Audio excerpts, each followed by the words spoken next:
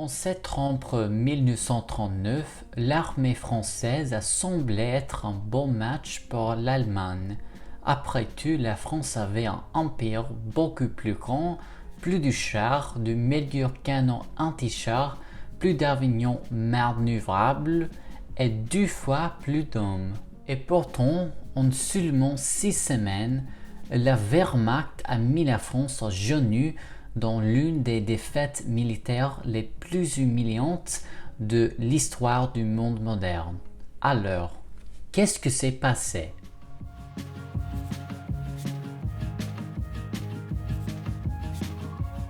Salut, je m'appelle Christophe et aujourd'hui je voudrais expliquer comment un pays aussi puissant que la France s'est rendu si vite aux nazis pendant la Seconde Guerre mondiale.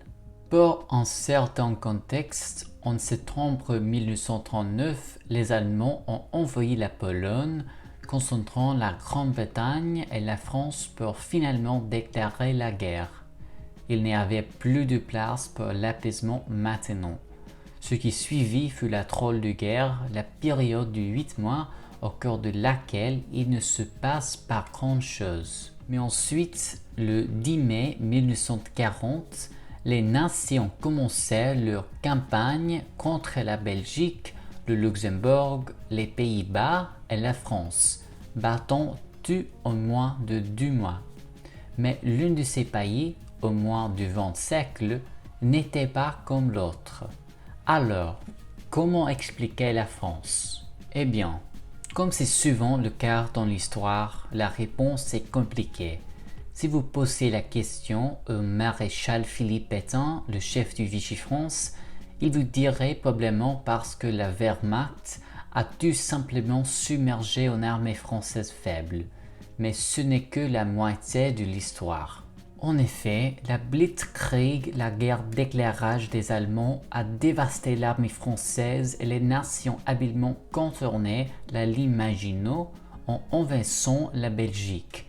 Mais la France a également souffert d'un leadership terrible, d'une classe dirigeante divisée et d'une culture générale de défaitisme. Par exemple, le général français était Maurice Gamelin, un homme aux prises avec de graves problèmes cognitifs à l'époque, notamment des pertes de mémoire. Et en dessous de lui se trouve la bureaucratie militaire, lente à répondre à la menace nazie et à tirer parti des armes disponibles. Les dirigeants politiques étant également peu inspirants et méfiants à l'égard des chefs militaires conservateurs, ce qui a conduit à des combats constants. Bref, les Français n'avaient pas de Churchill parmi eux en 1940. Et enfin, de nombreux Français ont vu le pays en déclin depuis la Première Guerre mondiale, incapables de résister longtemps encore aux Allemands. Néanmoins, sachez que des milliers de soldats français ont ignoré ce pessimisme et se sont battus héroïquement pour défendre le pays.